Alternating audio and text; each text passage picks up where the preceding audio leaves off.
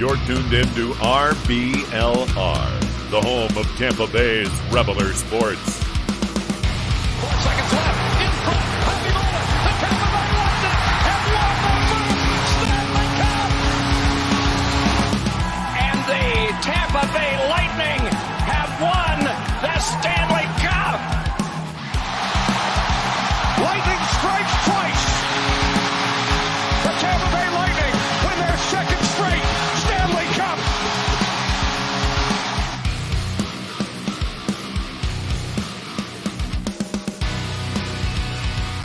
Hello, everybody, and welcome back to RBLR Lightning. As always, my name is Jake Ricker. Alongside me, it's Matt Gannon and Michael Wax joining us today. Joe's still out doing his vacation thing, enjoying life. He'll be back with us very, very soon. Guys, welcome back to the show. I would say we got a fun one for you today, but it's a little bit of a different episode. As the Lightning, unfortunately, down 2-0 to the Panthers right now in the series. But we'll get to all that stuff in a minute. First and foremost, guys, how you doing today? I'd be lying if I said I'd be doing great. It's been a pretty sad week of hockey so far, but again, it's not all doom and gloom. We're going to try to make this a halfway fun episode. Talk about the bad things, maybe talk about the good things, but it's not going to be all doom and gloom. Michael, how are you doing, my friend?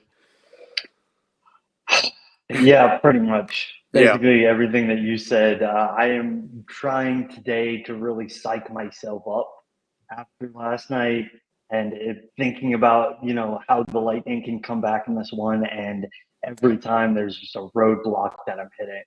And, I'm glad that we could talk about it a little bit, maybe get through it together. But, man, those first two games, you really did feel like both of them were in the Lightning's favor at points.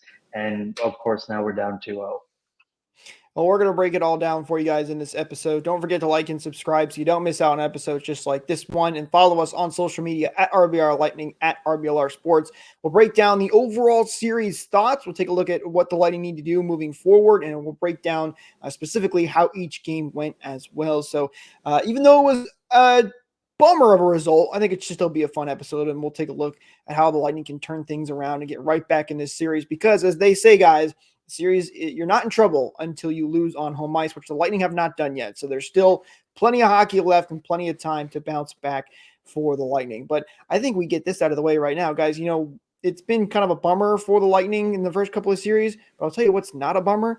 Heading over to shop.rblrsports.com and checking out the awesome team-inspired merch that we have for the Lightning, the Rays, the Bucks, the Rowdies, you name it. Go check it out. Shop.rblrsports.com. And for our amazing listeners and viewers here, you can use code BOLTS to get 10% off your order. So gear up for the Lightning playoff run as they start to come back and get back to the 2-2 series tie, which we know is going to happen very soon. All right, let's go overall series thoughts here, guys. I think it's the best way to do it because it's the most recent thing I want. So the Lightning down 2-0 right now. Disappointing 2 losses. What are your guys' overall feelings on how the Lightning have played in their 2 games in Sunrise? Do you want me to be honest? Of course, Matt. This is an honest space. We're here to talk about the Lightning and what's going on.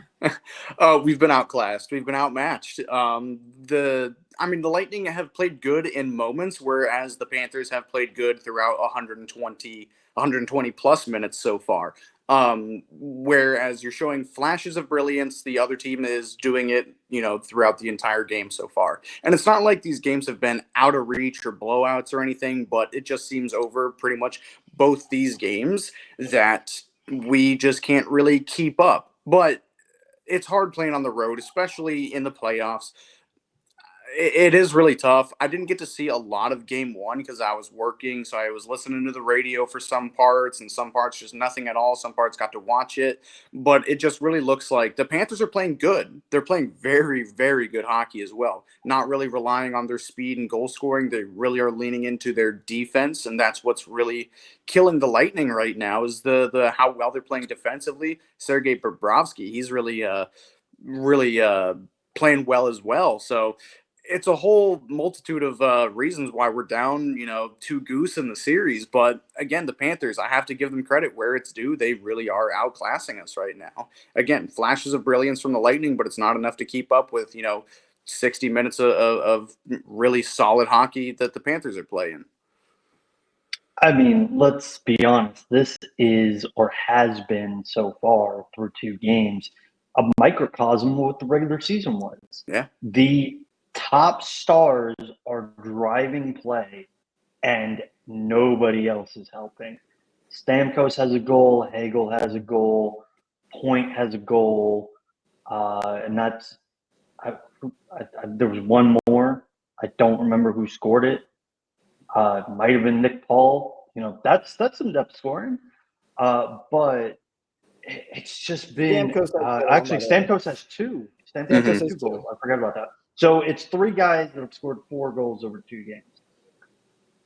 The way that the Lightning were able to basically run their opponent's show over their 3 cup runs was, yes, Kucherov and Point would dominate you. Stamkos would chip in a lot in the 2021 and 2022 series. You had some really nice performances from Victor Hedman, but it was those depth guys that were really, really making the machine work. They were the cogs in the machine. And when Kucherov is shut down, like he has been in this series, let's not lie, Florida has completely shut down Nikita Kucherov. The rest of your team is done, and you need a push from the bottom 6 of your forward group and the bottom 2 pairs of your defense, and you're just not getting it. And one of the things, I know this is being a bit rambling now, but one of the things that we were a little bit concerned about was Vasilevsky. He's been fantastic through 2 games. Like, this is solely relying on depth, which you addressed at the trade deadline, and it still wasn't enough. The depth has definitely been not nearly as there has been in years past. This is a very different team than it was in years past. Michael, we talked about on the TBR preview for the Lightning and Panthers that the biggest difference was the defense. The Panthers are one of the best defensive teams in hockey, and the Lightning can score a lot of goals. But if the Panthers are able to limit the Lightning to how many goals they can score, they would have an advantage in this series, and that's what we've seen so far. The big thing for me over the course of these 2 games is the slow starts, though, because in both of these games, the Lightning had plenty of chances to come away and steal one of these games. Michael, you mentioned Vasilevsky has been a big reason why they've been able to nearly do that, but the 2 slow starts have killed the Lightning when they came back in a lot of these games, which we'll get into in momentarily. But they've had chances to win, but they have to start on time. I know the 12:30 start, that's a factor, but the second game, they really didn't have an excuse for a slow start, and I think that's been a big thing. Do you agree with me, Matt? Do either of those 2 start, or which of those 2 starts do you think was worse than the other, or do you think they're about on par with each other? I mean, I would probably go with the 12:30 start as the worst one, just because Yeah. they were way behind, and right out of the gate, you could tell, at least in the game 2, they seemed like they pushed back early, but then Florida just got a hold of things again, and it fell right back into what happened in game 1. But at least in game 2, there was a glimmer of hope where you're like, okay, this was a better start. We're looking okay here. Again, unfortunately, it didn't work out for the Lightning in their favor, but game 1 was definitely worse, although they were pretty close for me personally, I would say. No, I'm with you there too. I got to watch the start of game 1, and yeah, that was just utter domination. Game 2, despite the shot differential, it was 13-1 at one point. I didn't think a lot of the Panthers' chances and the ones that got on net were all that great, but it still wasn't what you want to see out of a playoff team, and one with Stanley Cup aspirations and even expectations. It's pretty unacceptable. You'd hope they bounce back harder than that. Michael, do you share the same sentiment about that? I think it says something that we're talking about a period where they were down 2-0 was better than a period where they were tied 1-1. Yeah. Like, that's crazy. And in game 2, as a microcosm of game 2, they were great for a lot more stretches. Even though they tied the game in game 1, in the first period, it was not close for the rest of that game. Like, you really didn't feel like there were opportunities for them to really even take the lead at times, which is disheartening. But just to rally back to the start of things, it's not a forgiving thing. I will say that game one was definitely a worse start, but you can see why game one, maybe they start a little bit slower. They're getting readjusted to playoff hockey. Game two, guys, it's unacceptable. Like getting outshot 13-1, start the game. I know there were different factors, but that's tough. The Lightning have been known to flip the switch once the playoff starts. It's kind of been their thing over the last couple of seasons. It doesn't seem like they've quite fully gotten that switch flip to start. Let's break down the games one by one. Let's look into game one, and maybe we can get into more of what happened to the Lightning here. So game one, of course, was that 12:30 start time. Shout out to the NHL for that. Such a weird start time, but it was at 12:30. They kicked things off. And we said it, guys, this was what we thought was the worst first period, but we were tied 1-1 after one. Hagel scored a huge goal to tie this game in the first period, and then there was no scoring in the second. And then in the third period, the Panthers kind of come alive there. They get the power play goal to take the lead, and then they get an empty net goal to make it 3-1. But Stamkos scores late on the power play with about 8 seconds remaining to make it 3-2, but the Lightning don't have a miracle in them to come back and tie this game. But again, you look at it, this game is 1-1 heading into the third period. And even though the Lightning weren't playing great, they had a chance to try and steal this one, but the offense really just nowhere to be found. Yeah, again, John Cooper said it best. You're not going to win a game playing 45 minutes. And, we've reiterated it, a million different ways. And again, it's been a bit of a theme this season and maybe in years past as well. But I'm not going to blame it. And I try not to be this guy. It seems like I'm turning into it more and more. But I wasn't a big fan of the officiating in this game, really either game, but this game especially. How do you only come away with, I guess, 2 power plays, but 1 real latent garbage time? The Panthers, they got away with a lot. And I'm not saying the Lightning didn't either, but there's no way that they had, twice as many power plays as us. I just don't think that's fair. I think it's a factor on why we lost. But again, you can't rely on officiating to win you a game in the regular season. You're certainly not supposed to in the postseason. So that's this game really got under my skin. Playoff games, everybody is really emotional about them. And of course I was at work and I didn't want to be there, already in a bad mood, and this game did not help. So I might just be, just seeing red with game one, but it was just a poor effort for the first 15 minutes, first 20 minutes, and then just kind of, playing catch up and maybe just playing at the pace the Panthers were playing for the rest of the game, and never, taking that extra step, never playing above the Panthers. The physicality in game one as well, there was none to be found for the Lightning. The Panthers, they were running guys, they were hitting guys. There was very minimal response for the Lightning at all. So there's just a couple of different reasons why this game didn't go in our favor, but the physicality and the officiating are probably the biggest ones to me. But again, you can't rely on officiating to win you a game. You need to do it yourself. Matt, it's funny you mentioned the physicality thing, because the hits in this game were actually 60-56 in favor of the Lightning. So they had more hits statistically, but I think you make a good point, though, because it didn't feel like that. The ones that counted, or not the ones that counted, but like significantly, I'm talking about eye test hits here. You can talk about stats all you want, but if you have more hits, that means you're chasing the puck a lot more, and that's what it was a lot too. Mm-hmm. But I'm talking about the big difference maker, gets the arena, kind of pumped up. We were on the receiving end of the significant hits in the game. Yeah, the little shoulder checks and separate you off the puck or whatever. Yeah, we might have had the edge there, but we need a new stat. We need hits and then big hits to throw in there as well. Well, yeah, it's like MMA. You got total strikes and significant strikes. Yeah, just to reiterate the hits point real quick. The leader in hits in that game for the Lightning, Nikita Kucherov. With what? Yep. I would rather he never do that again. That is not his job. You are supposed to be the facilitator and play driver, not the guy that's making the most amount of body contact on certain players. I am about to do something that I didn't think I would do in these playoffs, which is compliment Matt Dumba. Thank you. Specifically because I think the Lightning fan base is been a little too hard on Matt Dumba.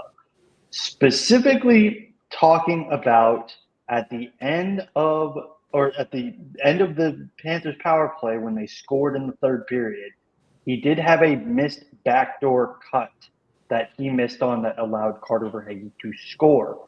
Other than that, he was one of the better defenders in that game, which is crazy and also quite bad when you consider what the Lightning's defense looks like. But he was one of the best defenders in terms of advanced analytics. I want to say he was second behind like Darren Radish in that game. Even skipping the analytics, again, stats are for nerds. That's my take. The eye test is what matters to me, and he passed it. He was the best defenseman that I saw on the ice that whole game. And yeah, he did miss that one assignment, but still throughout most of the game, yeah, I thought he was the best defenseman on the ice. Well, guys, I gotta pause this here because we have a special appearance from somebody that's just joined the show. We're gonna bring him on now. Ladies and gentlemen, please welcome. These names are wrong, but I don't have the right graphic. It's Vacation Joe joining us. Joe, what's going on?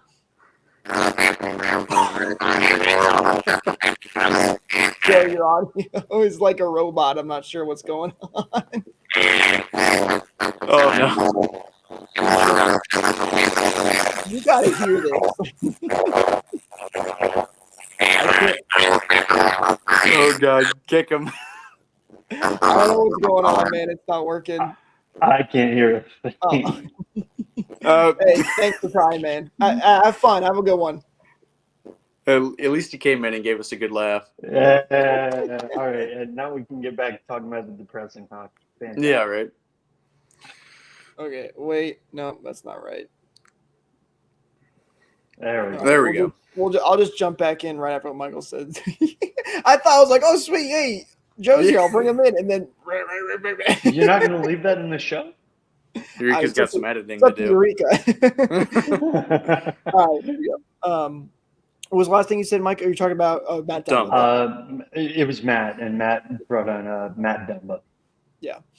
Yeah, Matt Dumba's been great. Now, we'll get to what happened to him in Game 2, which was extremely unfortunate for the Lightning side of things, but he's been solid, honestly. And even Duclair, both the trade deadline organizations for the Lightning, Duclair's had some great chances. I think he's still finding his footing a little bit in playoff hockey-wise for the Lightning side of things, but I've been happy with the way those things have been going. But yeah, so Game 1, you lose 1-0. You're thinking, okay, it was a bad start. It was a 12:30 start. It's not a great excuse, but that's what happened here. There was a chance for the Lightning to win it, and they could have, but they weren't able to get it done. Let's bounce back here in Game 2 and tie this series up 1-1, headed back to Tampa. Unfortunately, it did not happen for the Lightning. And we kind of talked about this at the beginning of the show. The Lightning seemed like they were doing better early for a little bit. But the Panthers really kind of took over here. Shots, as you mentioned, 13-1 at one point early in this first period. Sam Bennett and Tarasenko scoring the goals. Tarasenko on the power play, and you're going at the end of the 20 minutes down 2-0, which is really, really, really tough. It's almost a worse spot from a goal standpoint than it was in Game 1. Now, the Lightning do change things. In the second period, they come back. They come out swinging. Point gets a quick one early. Stamkos scores on the power play, and you're tied 2-2 heading into the third. That's when you had the crazy back-and-forth action. Both goaltenders making some ridiculous saves throughout this whole thing. Vasilevsky making great saves, and then, of course, Bobrovsky making that unbelievable save behind the back, throwing his hand out there. Still don't know how he did it. It was a credit where credit is due. Unbelievable. And he makes the huge save on Matt Dumba. And then we go to overtime, which has been the Lightning's kryptonite ever for the last, Michael, you have the specific stat on it, but the last 3 years. Overtime. 1-10, 1-11 now since the 2020 Stanley Cup. We have a Stanley Cup in that span. It's kind of embarrassing. Oh man, the Lightning in overtime does not mix well. What's the one win, Michael? Do you know? Game 6 against Toronto. Braden Point scored to extend the series. Right. That is the one win. By the way, 8 of those 11 were at home. Oh my god! So I was there for one. I was also there for one. That's the problem. You cannot be losing games at overtime at home. But we'll focus on game 2 for now. This one went on the road, obviously, but the Panthers have also been really good in overtime. They've now won their last 11 in the overtime period. So they've been great. Carter Verhaeghe, of course, it's Carter Verhaeghe, the former Bull, that gets the goal in this one. So Panthers win it. Lightning are down 2-0. This is a tough one to break down, I think, guys. I want to get your feelings overall on this game specifically, because for me, again, it's that really bad start, which is ultimately what gets you, but at least they showed, again, fight back and that they can easily compete with this team, because you look at that second period especially, and they controlled most of play. They looked great. They were out there. They were competing. It was a close game, what we expected, but those early starts kind of killing you. Yeah, extremely rare, great second period from the Lightning. This game as a whole, I think, was a much better game. I'm not going to, just like Michael, get into the officiating here. It wasn't as bad as game 1 as I think. But again, I'm not going to use that as an excuse. But as a whole, I think this game was better, and even down into the stretch. And really the first couple minutes of overtime, I thought the Lightning were the way better team as well. But yeah, unfortunately, it's Carter Verhaeghe. Why does it have to be Carter Verhaeghe scoring the OT winner on us? But again, I thought it was a better game overall, and it's good to see the resiliency and the ability to claw back from a 2-goal lead. Granted, it was an early 2-goal lead, but still, just to be able to, claw back like that, it shows you're still in it. It shows you still got heart and you've got the resiliency. But again, you just come out on the losing end, which really does suck. I know a lot of people were a bit upset with the goalie interference call. I'm not too upset about it. I really think that it was a dumb challenge. It was clearly Hagel that pushed whoever it was. Can't remember. It was Kachuk. It was Kachuk, of course. Because of course it was. And initially I was thinking, oh, yeah, he just fell into Vazzy. Like it's Matt Kachuk being Matt Kachuk. But it was a mean cross-check from Brandon Hagel that sent him into it. Do you guys agree? Because unfortunately, that's what I think. So I agree. Jake, let me explain. Yesterday, when I was running TBR, I said, I think this is coming. And as they kept on replaying over and over again, it's very obvious that Hagel pushed Tkachuk into Vasilevsky. I think that is the ultimate reason why it stood. I still think it was a fine enough challenge because it is a big moment in the game and you can trust your penalty kill, which they did, and they ended up being fine because their penalty kill is really good. What I was really pissed off about is the ESPN has their rules analyst. He came on and said nothing about you and said that he said Vasilevsky was outside of the blue paint, which is the reason this is going to stand. No, he had 2 feet inside the blue paint, actually. Yeah. You're looking at the wrong thing. So my anger yesterday was due to the fact that the guy that was telling all the hundreds of thousands of viewers what was going on was wrong. Not so much the challenge itself. If you have the belief in your penalty kill that if you get this wrong, they can kill it off, that's a challenge worth taking, I think, because there's a chance that it could get pulled back. We don't know what goaltender interference is. We haven't known for years. Exactly.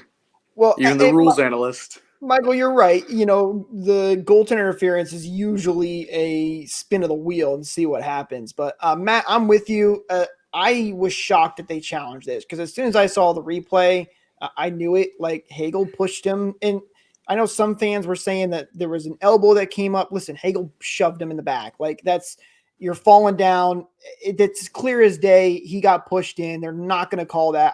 I was shocked that the Lightning challenged this. And Michael, you're right. It is a spin of the wheel, but it's a really risky thing to do. And I guess, might as well risk it for the biscuit, right? And go for it, which John Cooper did. And the penalty kill did kill off the penalty to the credit. So, it was really no harm, no foul in the end.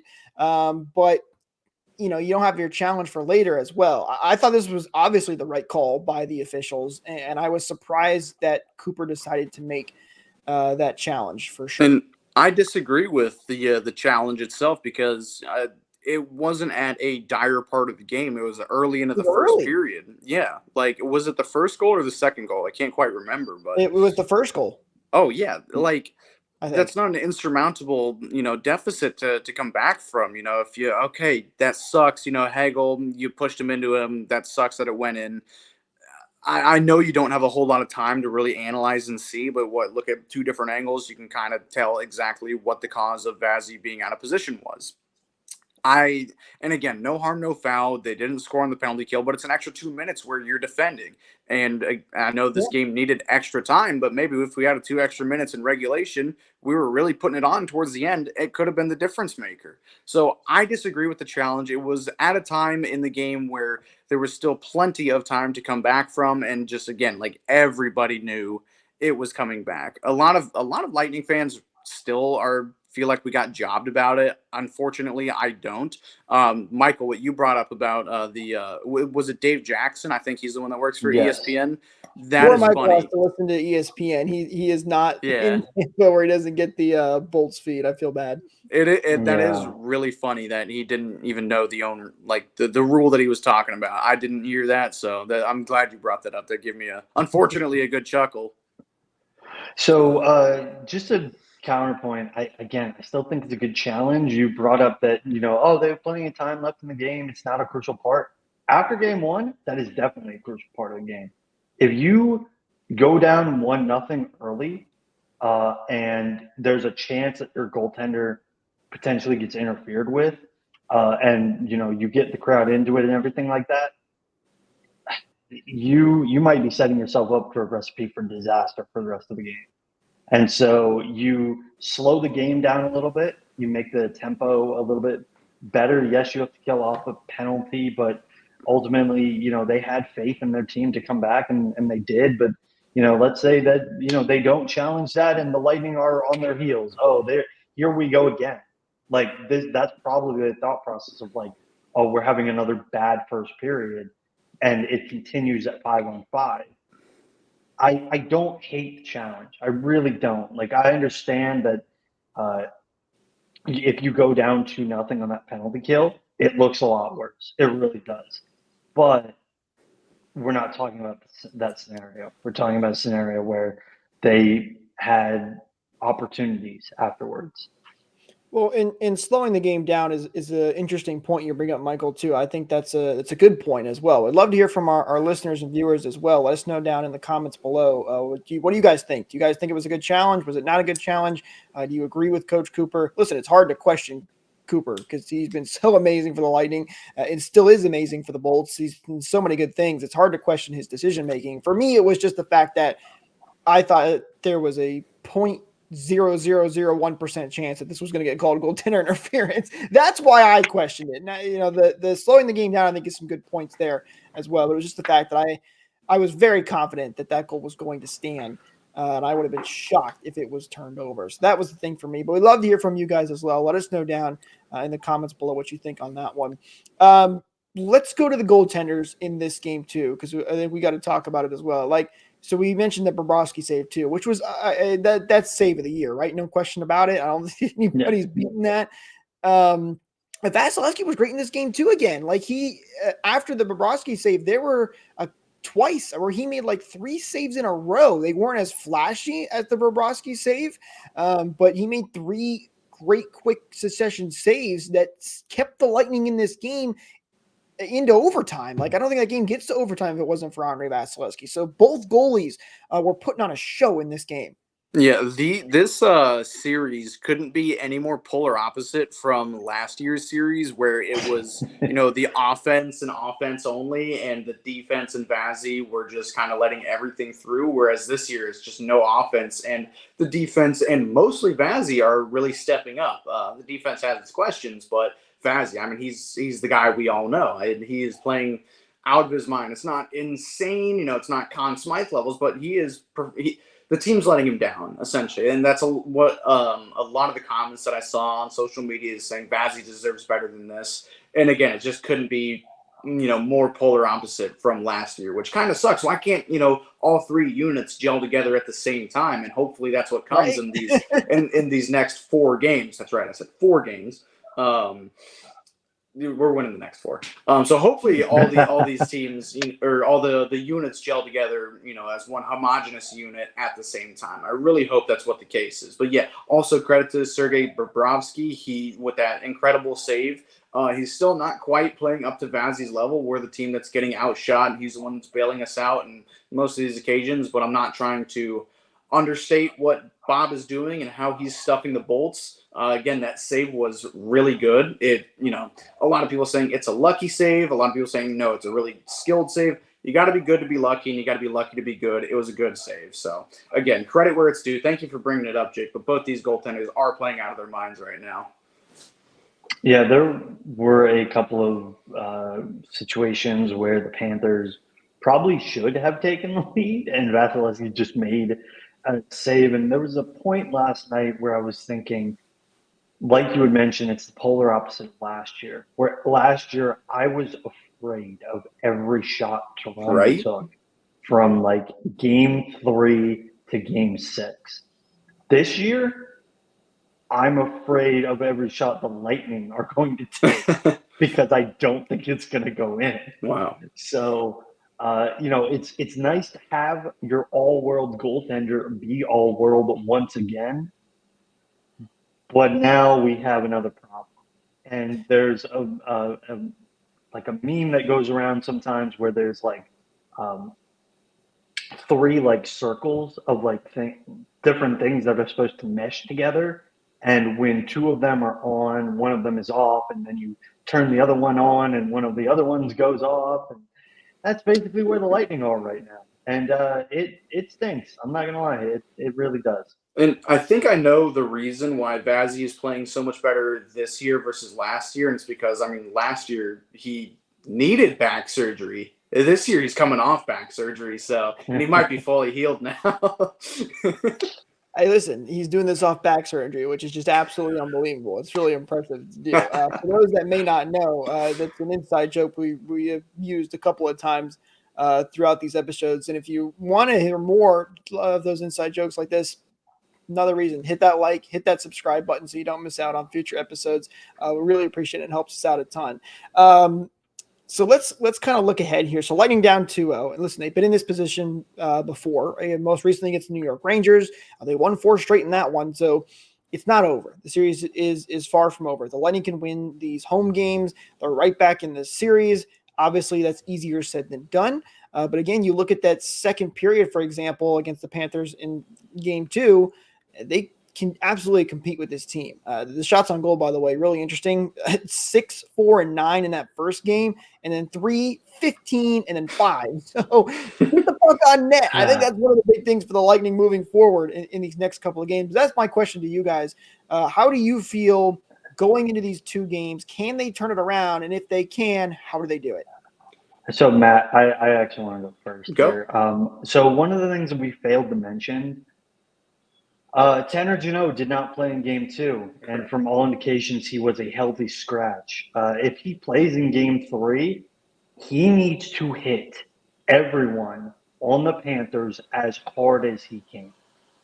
There are games where your home atmosphere can really turn the tide of the series. And game 3 has done that in the game round against the Rangers. It did that in the Stanley Cup Finals against the Avs, and now it's time for it to do it in this series. Death needs to step up too. Like that, just an overarching thing. Whether it is Tanner Jeannot or someone that can score, like Mitchell Chaffee or Nick Paul or Michael Eyssimont, like something needs to happen in this one. Was Nick Perbix also a healthy scratch, or is he dealing with an injury? He's actually he's dealing with an injury. Okay. Yeah, so him and Mott are both hurt, but Mott played and Perbix did not. Well, Max Crozier was great, by the way. Yeah, I was going to say we should bring up Max Crozier, who was very good. I'll let Michael go. Yeah, just to wrap it up, as far as things that need to change, the bottom 6 and on the forward core and the bottom 4 on defense, maybe less so with Lilleberg and Crozier. I thought their pairing was pretty good last game. They were trusted a lot, which was crazy, especially at the end. Need something from you guys. It can't just be cardio Connor Sheary, just running around for 60 minutes. Like they need to get shots on net. They need to get rebounds. That they need to generate something that's not just the power play, because they have 3 or 4 goals so far this series, and 2 of them are on the power play.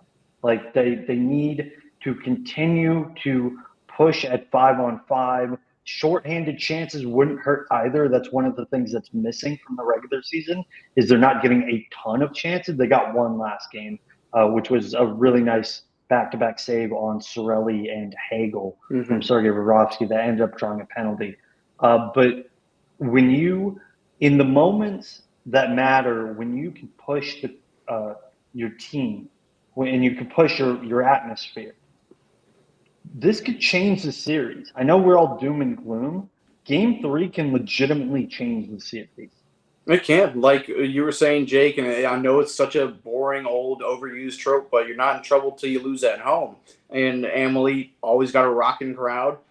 We've been in this position before. A lot of other teams have been in this position before. Florida was in this position last year. They were down 2-0 against the Bruins and managed to come back and win it in 7 against a really good team. And I know we're playing that team that beat that really good team. So the odds aren't exactly in our favor. But again, if there's any team that knows how to do this, it's the Lightning. The Rangers series, man, those 2 games really, really pissed me off. They got under my skin. I was pulling my hair out. And then to come in and win the next 4 games in pretty miraculous fashion, they were all close games. And these have all been pretty close games, up to this point.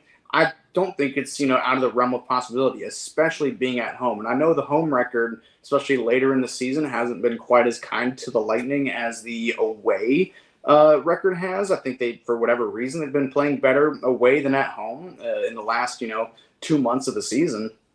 Playoffs, it's a totally different season now when the playoffs starts. We need a loud crowd in there, and we just need not everything to go our way, but again, just being at home, it's in a enviable position for the Panthers right now. Going into a rocking arena like that, they might get a little complacent, seeing how they've won 2 games against a pretty tired-looking Lightning team.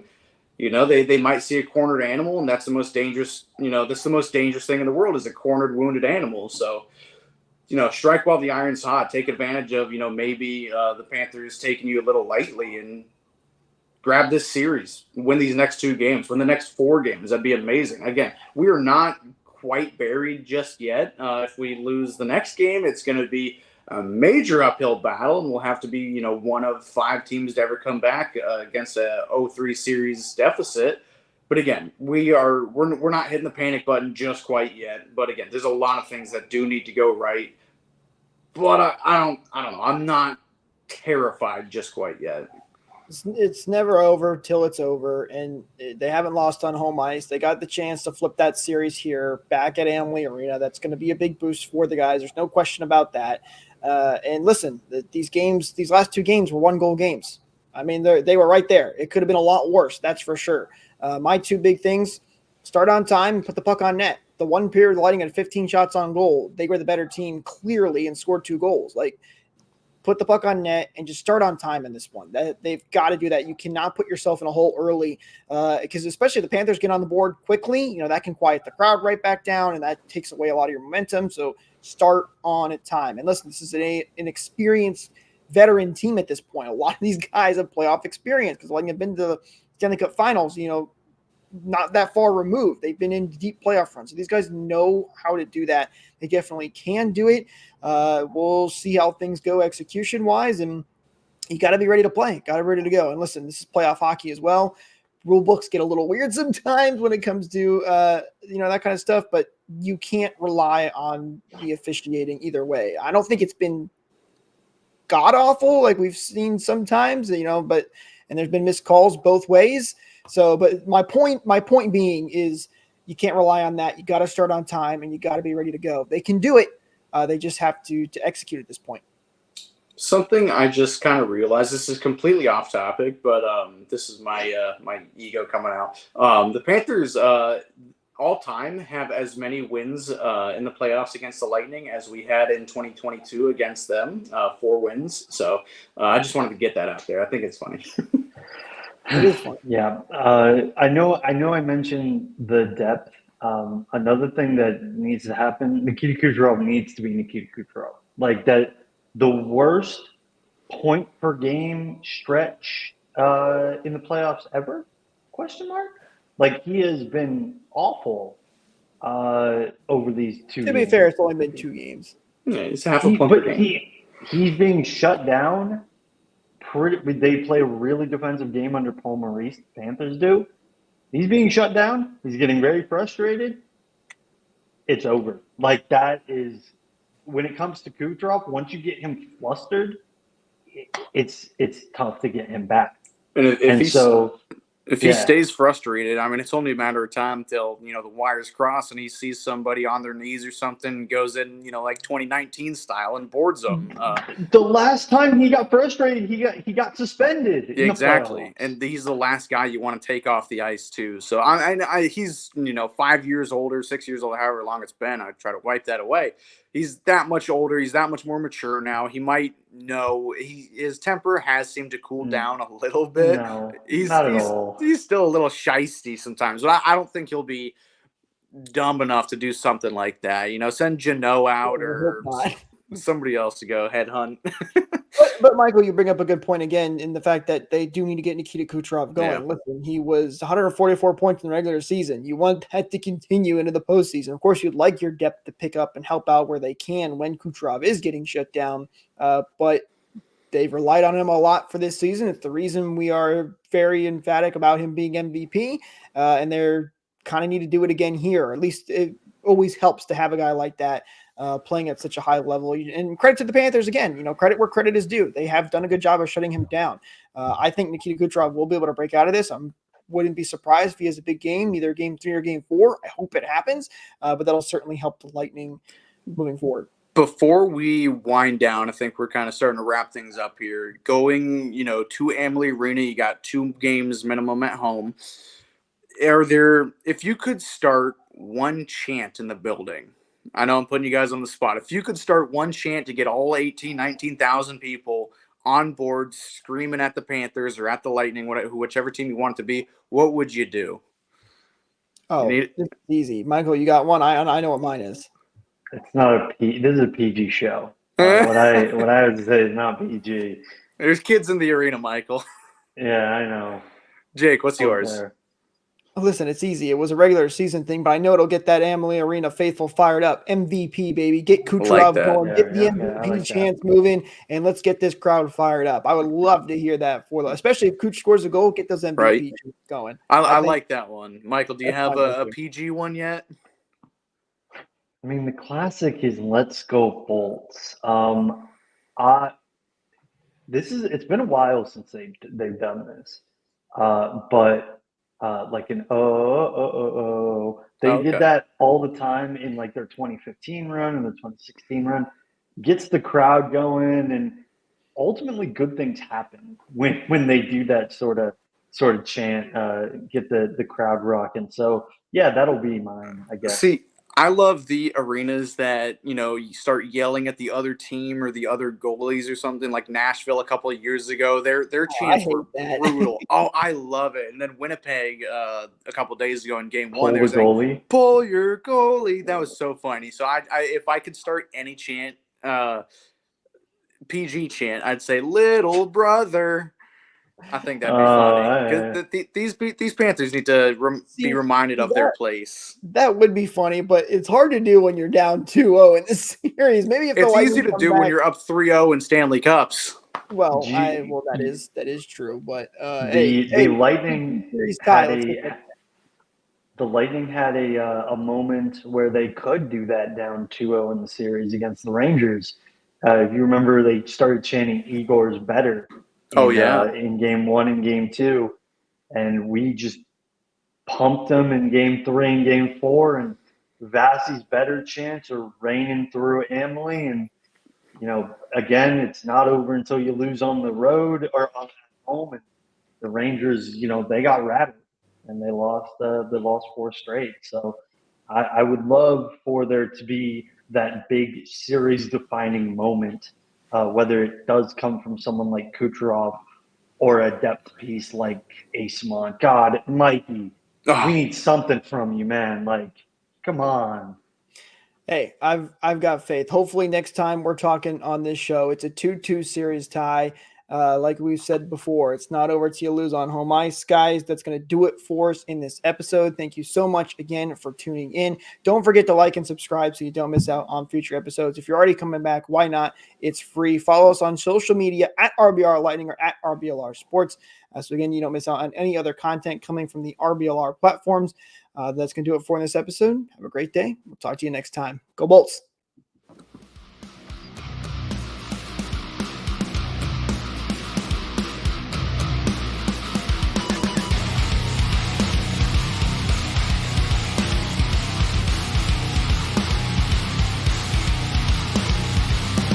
Thank you for tuning into this presentation by RBLR Sports. On your way out of the stadium, please remember to like and subscribe.